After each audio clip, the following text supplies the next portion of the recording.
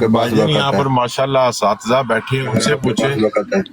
اساتذہ بیٹھے ہیں ان سے پوچھیں، میرا تو سگنل بھی آ جا رہا ہے، میں گاڑی چلا رہا ہوں، ساحر صاحب ایک اساتذہ بیٹھے پھر ہیں ان سے کریں آپ بات۔ سے ہی گزارش ہے کہ آپ خود ذرا کچھ تلاوت کلام پاک پیش کریں تو پھر معاملات کا آغاز شروع ہوگا، تو پہلے تلاوت پیش کریں تو پھر انشاءاللہ آگے یہ بات چیت چالو کرتے ہیں۔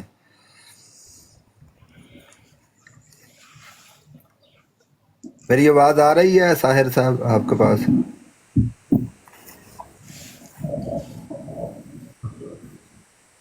چلو شاہد صاحب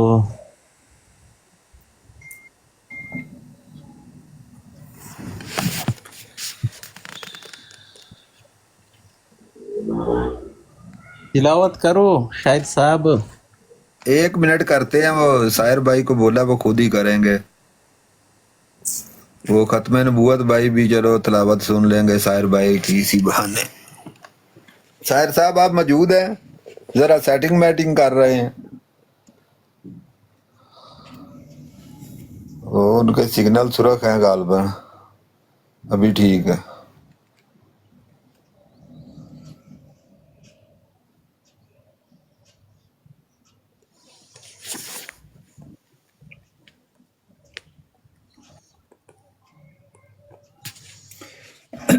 جی السلام علیکم ورحمۃ اللہ وبرکاتہ۔ وعلیکم معذرت میں تھوڑا السلام ادھر ابھی ورحمۃ اللہ۔ تھوڑا مصروف ہو گیا تھا۔ جی میں نے کہا 8 بجے انشاءاللہ، ابھی تقریباً 2 منٹ باقی ہیں۔ صحیح ہے، تو میں یہ کہہ رہا تھا کہ آپ تھوڑی سی پہلے تلاوت کریں پھر میں آغاز کریں گے۔ اچھا تلاوت بھی میں کر دیتا ہوں۔ اگر ہمارے کوئی یہاں صاحب ایسے جو ان کی ذرا تجوید وغیرہ قرات وغیرہ میں اچھی ہے، گزارش آواز کرتا ہوں کہ خوبصورت ہے، میر صاحب اوپر تشریف لائیں اور تلاوت قرآن پاک جن کی پیش کریں۔ جن کی ذرا یہ آواز میر صاحب ہے خوبصورت ہے نا، ماشاء۔ وہ کریں گے تو زیادہ مزہ آئے گا انشاءاللہ۔ اے میں اللہ، کر دوں گا شاہد صاحب۔ جی میر صاحب ذرا 1 منٹ، میر صاحب پلیز آپ کی مہربانی، اگر آپ سن رہے ہیں تو تشریف لائیں۔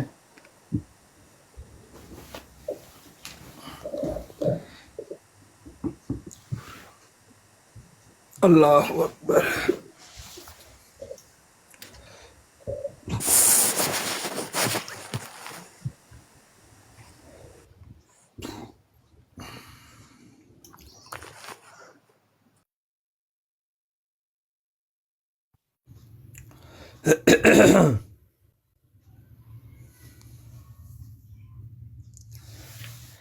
جی السلام علیکم، کہاں گئے ہیں سب دوست؟ وعلیکم السلام ورحمۃ اللہ وبرکاتہ۔ دوست آ جاتے ہیں، مسئلہ نہیں ہے، ماشاءاللہ سننے والے 30 لوگ ہیں تو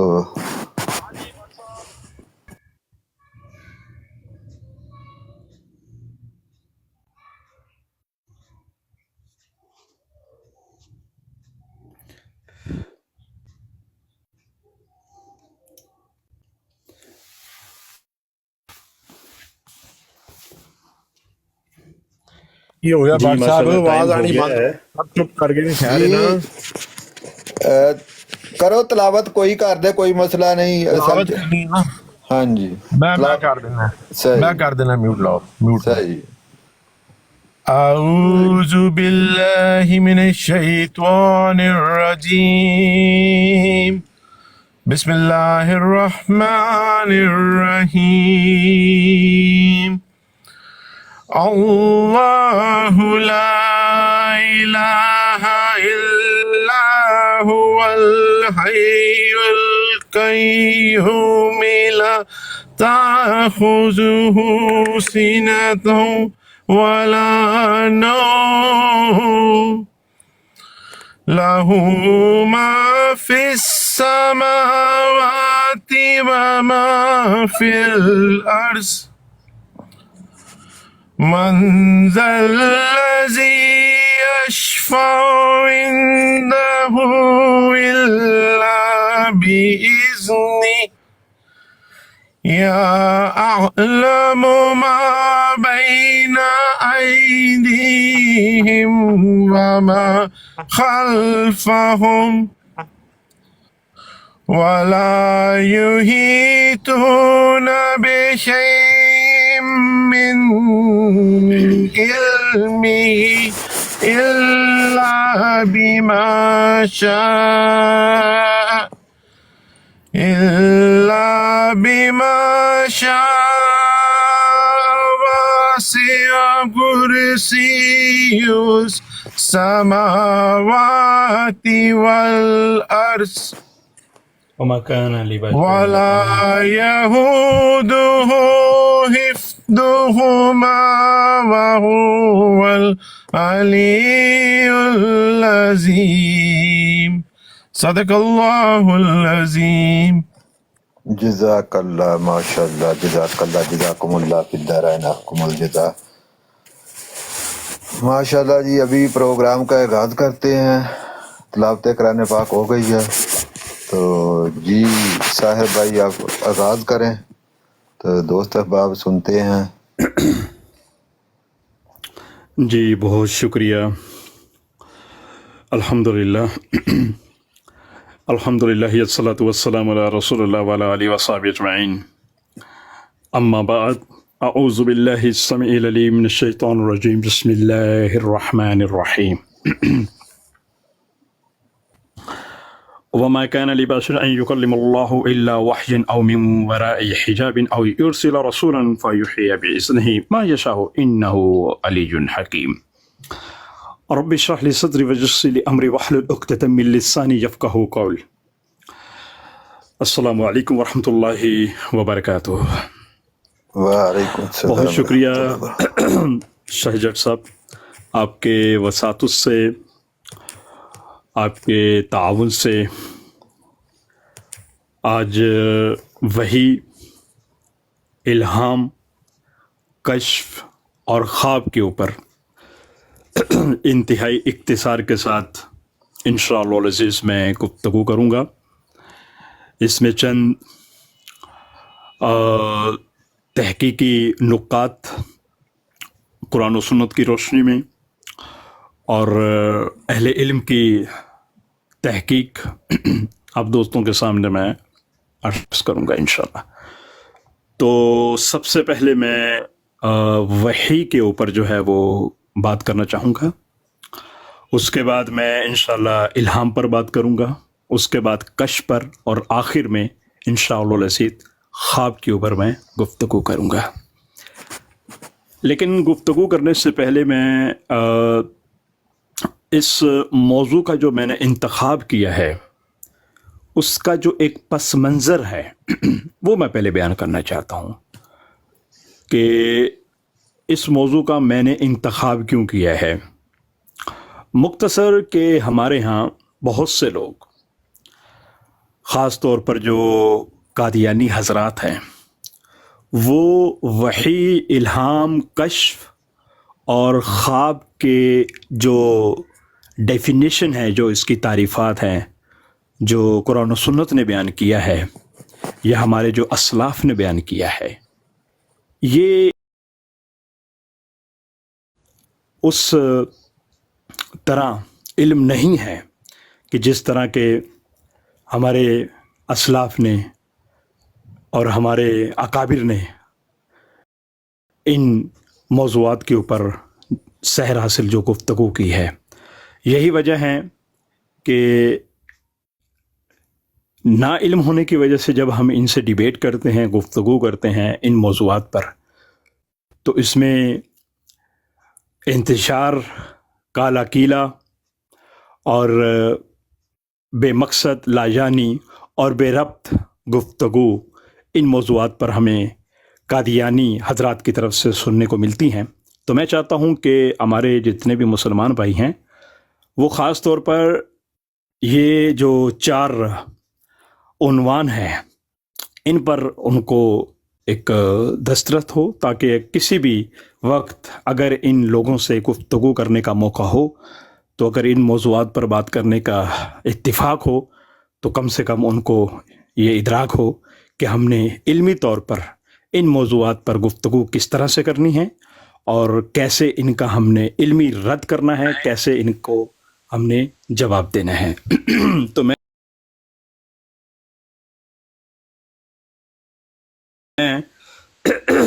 اختصار کے ساتھ سب سے پہلے وحی کے اوپر میں گفتگو کرتا ہوں. پہلے تو میں معذرت چاہتا ہوں کہ میری طبیعت بھی خراب، میرا کافی گلا بھی خراب ہے، زکام بھی ہے، لیکن چونکہ ہمارا وعدہ تھا کہ پاکستانی وقت کے مطابق پورے 8 بجے انشاءاللہ العزیز میں براڈ پر حاضر ہو کر اس موضوع پر انشاءاللہ میں کلام کروں گا. تو وعدے کی تکمیل کرتے ہوئے اور آپ دوستوں کا خلوص اور پیار اور انتظار کو ملوز خاطر رکھتے ہوئے میری حقیر سی حاضری، امید ہے کہ انشاءاللہ العزیز محبت کی صورت میں، اخلاص کی صورت میں آپ اس کو ضرور قبول فرمائیں گے. بہت شکریہ. تو سب سے پہلے میں وحی پر بات کرتا ہوں.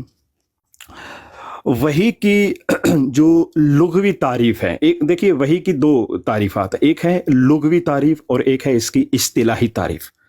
تو سب سے پہلے میں اس کی لغوی تعریف پر بات کرنا چاہوں گا. وحی کی لغوی تعریف ہے پوشیدہ بات کی خبر دینا. ایک اس کا یہ مطلب ہے، اور دوسرا اس کا مطلب ہے جلدی سے اشارہ کرنا. یہ اس کی لغوی تعریف ہے. اصطلاحی تعریف یہ ہے کہ یعنی انبیاء کرام پر نازل ہونے والے اللہ کے کلام کو وحی کہتے ہیں. یہ اس کی اصطلاحی تعریف ہے. لغوی تعریف یعنی پوشیدہ بات کی خبر دینا یا جلدی سے اشارہ کرنا. جبکہ اصطلاحی تعریف کیا ہے کہ یعنی انبیاء کرام پر نازل ہونے والے اللہ کے کلام کو وحی کہتے ہیں. اب ہم بات کرتے ہیں کہ وحی کی کتنی قسمیں ہیں. بنیادی طور پر وحی کی 3 قسمیں ہیں. نمبر 1 وحی قلبی، نمبر 2 کلام الہی، نمبر 3 وحی ملکی.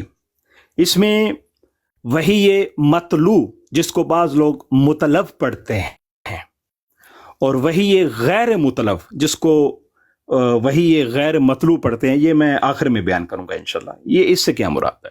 تو پہلے میں وحی کی جو 3 بنیادی قسمیں ہیں یعنی وحی قلبی اور کلام الہی اور تیسری وحی ملکی، اس کے اوپر بات کرنا چاہوں گا. تو وحی قلبی سے کیا مراد ہے؟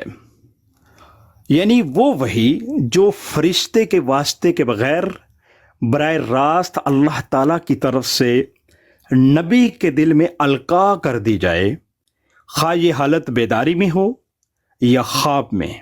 جیسے حضرت سیدنا ابراہیم علیہ السلام کو بیٹا ذبح کرنے کا خواب میں حکم دیا، تو یہ وحی قلبی ہے. یعنی خواب کی صورت میں اگر اللہ کسی پیغمبر کو خواب میں کوئی چیز دکھائے یا خواب میں کسی چیز کا حکم دے تو اس سے مراد وحی قلبی ہوتا ہے. ٹھیک ہو گیا؟ اب ہم بات کرتے ہیں وحی کلام الہی پر. یعنی فرشتے کے واسطے کے بغیر براہ راست اللہ کا اپنے نبی سے ہم کلام ہونا. یعنی فرشتے کے واسطے کے بغیر براہ راست اللہ کا اپنے نبی سے ہم کلام ہونا اور اسے براہ راست اپنے احکام دینا، جیسے خدا کا موسیٰ سے ہم کلام ہونا براہ راست. یعنی اب دیکھیے کہ اللہ رب العزت وحدہ لا شریک اگر براہ راست کسی پیغمبر سے ہم کلام ہو، خواب کی شکل میں نہیں، کشف کی شکل میں نہیں، الہام کی شکل میں نہیں، فرشتے کی شکل میں نہیں، بلکہ براہ راست، جیسے قرآن سے یہ ثابت ہے حضرت سیدنا موسیٰ علیہ السلام سے اللہ رب العزت نے براہ راست کوئی طور پر کلام فرمایا. تو یہ کلام الہی، اس کو وحی کلام الہی کہتے ہیں. اب ہم بات کرتے ہیں وحی ملکی کے بارے میں. وحی ملکی یعنی اللہ تعالیٰ کا کسی نبی پر اپنے احکام فرشتے کے ذریعے سے بھیجنا. یعنی فرشتہ اللہ رب العزت وحدہ لا شریک کا کلام لے کر پیغمبر کے پاس آئے. اب فرشتہ جو ہے وہ کبھی اپنی اصل شکل میں آتا ہے، جیسے نبی کریم علیہ الصلوۃ والسلام کے صحیح بخاری کے اندر بہت سی ایسی روایات ملتی ہیں جس میں حضرت جبرائیل امین اپنی اصل حالت میں نبی کریم علیہ الصلوۃ والسلام کے پاس تشریف لائے اور کبھی بشری شکل میں.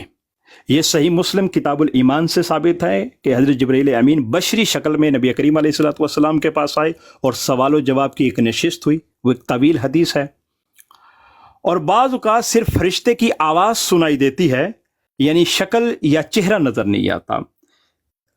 تو میں نے یہ جو اوپر وحی کی ڈیفینیشن بیان کی ہے، وحی کی 3 قسمیں، یہ تینوں قسمیں قرآن کریم کے اندر مذکور ہیں. اگر آپ پڑھیں سورہ شورى آیت نمبر 51، سورت نمبر 42 آیت نمبر 51، جس کی میں نے اس گفتگو کے آغاز میں تلاوت کی تھی. وما کان لبشر ان یکلم اللہ الا وحیا او من وراء حجاب او یرسل رسولا فیوحی باذنہ ما یشاء انہ علی حکیم.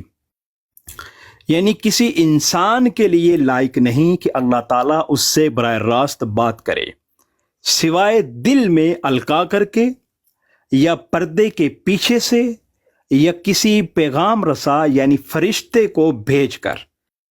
پس وہ اللہ تعالیٰ کی اجازت سے اس کے منشا کے مطابق وحی کرتا ہے.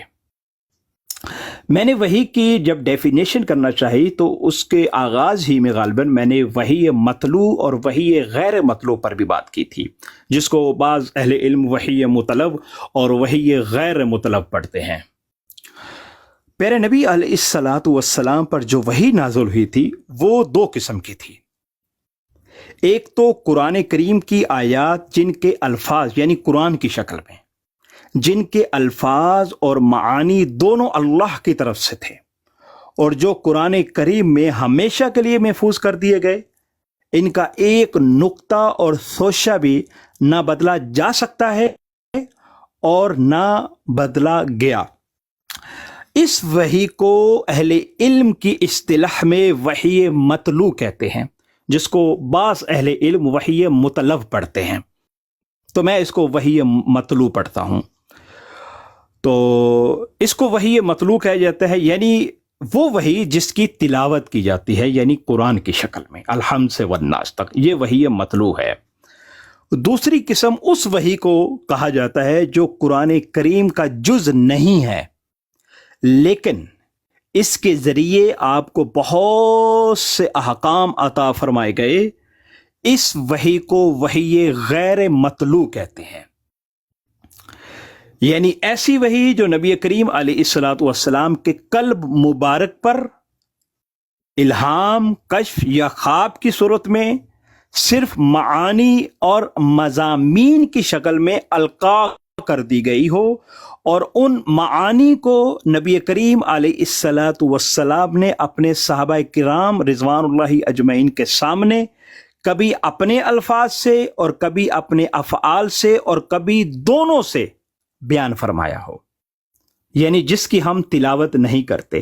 اس کی بہت ساری مثالیں جو ہیں وہ ہمیں مختلف کتب احادیث میں ملتی ہیں، جس میں حدیث قدسی بھی جو ہے وہ آ جاتی ہے. یہ ہوئی وحی کے بارے میں مختصر ڈیفینیشن. اب ہم بات کرتے ہیں الہام پر. الہام سے کیا مراد ہے؟ اللہ رب العزت کی طرف سے خیر کی جن باتوں کا انسانی قلب پر فیضان ہوتا ہے اس کو الہام کہتے ہیں.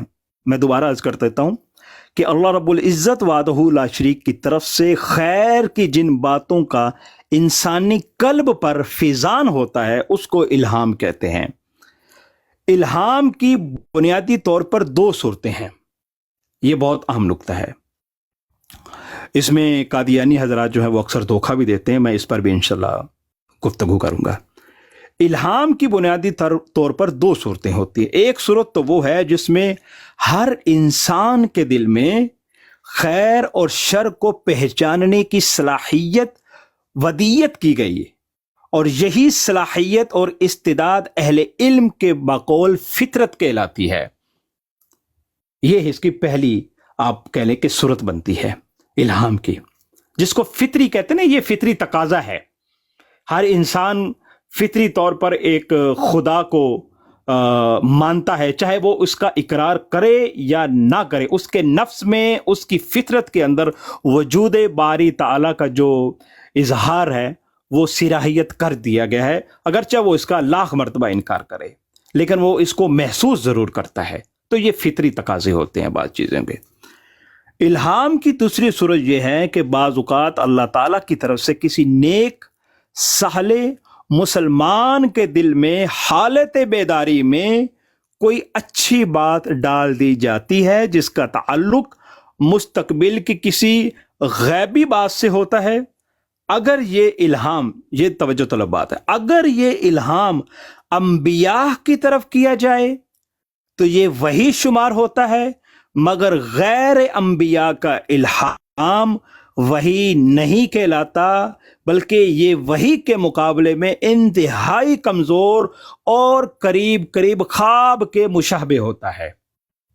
اب میں آگے بھی اس پر ڈسکس کروں گا کہ کیا اگر انبیاء کے علاوہ کسی شخص کو، کسی مومن کو، کسی ولی کو اگر الہام ہو تو وہ الہام حجت ہوگا یا نہیں ہوگا۔ میں اس کے اوپر بھی انشاءاللہ مختصر جو ہے وہ گفتگو کروں گا۔ اب ہم بات کرتے ہیں کشف کے اوپر۔ کشف کس کو کہتے ہیں، اس کی لغوی اور اصطلاحی تعریف پر بات کریں گے۔ کشف کے معنی ہوتے ہیں کھولنے اور پردہ اٹھانے کے۔ اب کشف علم کے، یعنی یہ جو علم کشف ہے، اس کے 5 غیر مادی ذرائع میں سے ایک ذریعہ ہے۔ ذرا توجہ کے لیے، علم کشف کے 5 غیر مادی ذرائع میں سے ایک ذریعہ ہے جو حواس خمسہ کے بغیر حاصل ہوتا ہے۔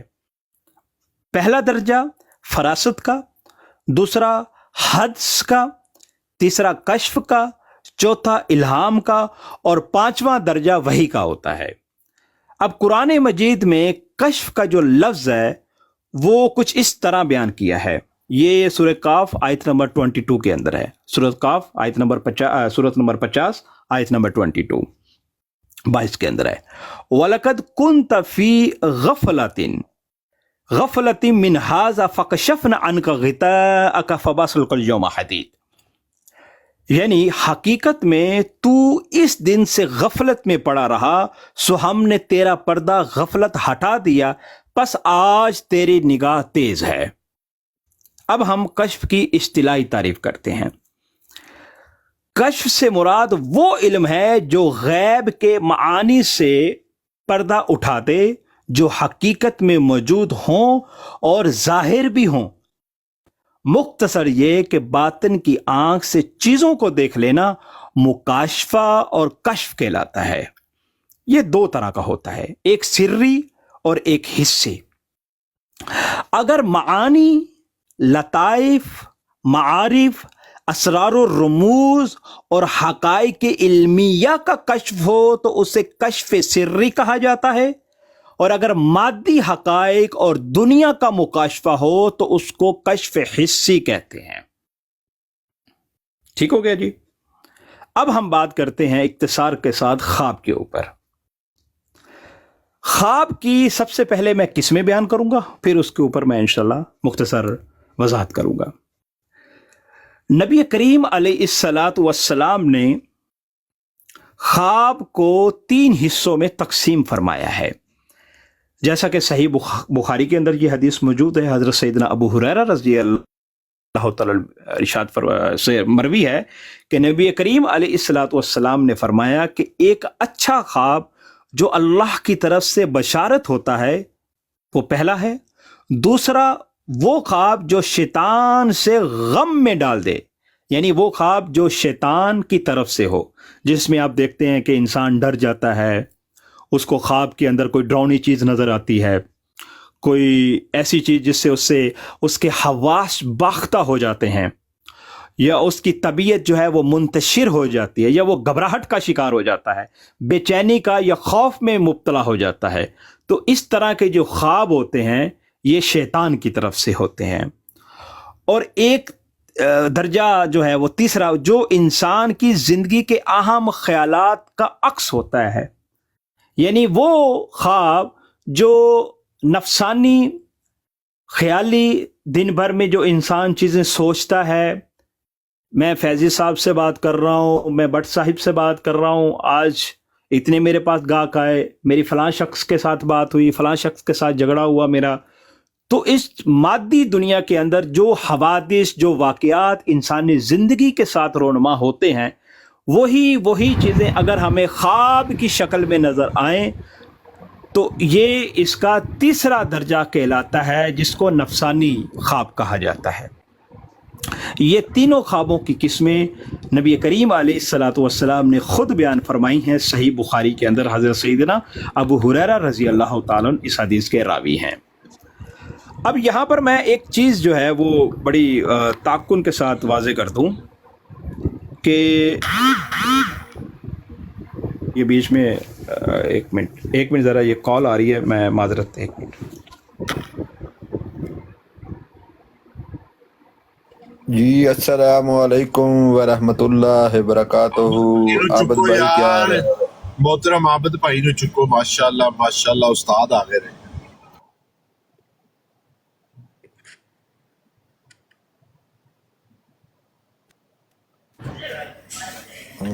आबद साहब देखो थले दिमागी मरीज आ गया है, वो मतलब की काट रहे हो, कह रहे दा मतलब खुदा दो ने। मिर्जे ने इन्हू दो खुदा दसते ने, उन्होंने हर जगह ते दो खुदा लभड़े ने। देख लेना भट्ट साहब।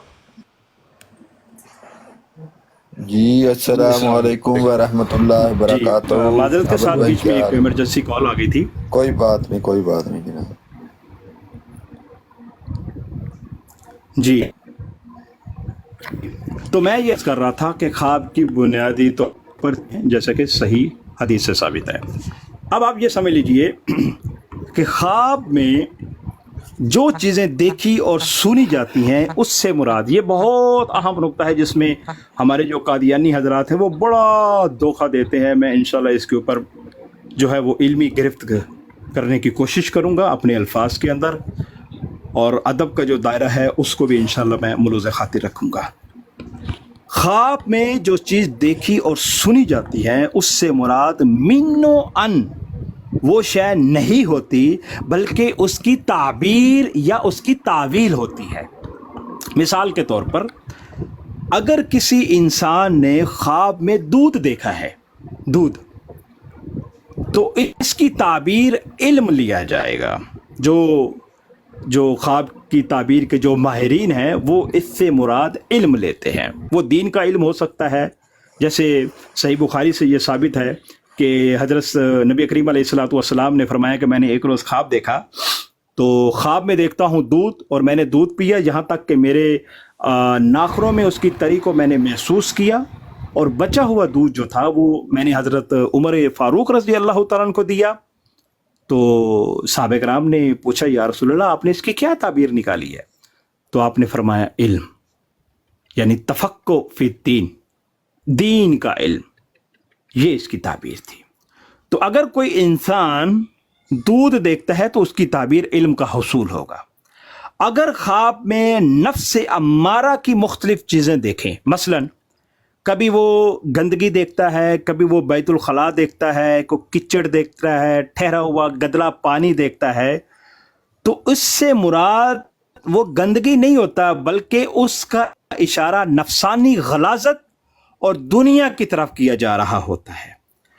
अलगर जो कुछ भी हम ख्वाब में नज़र आता है वो आलमे मिसाल की चीज़ें होती हैं जो दूसरी चीज़ों, कैफियत या रुझानात पर दलालत करती हैं। अब ये समझ ले कि ख्वाब देखने वाला शख्स भी कश्फ कर रहा होता है।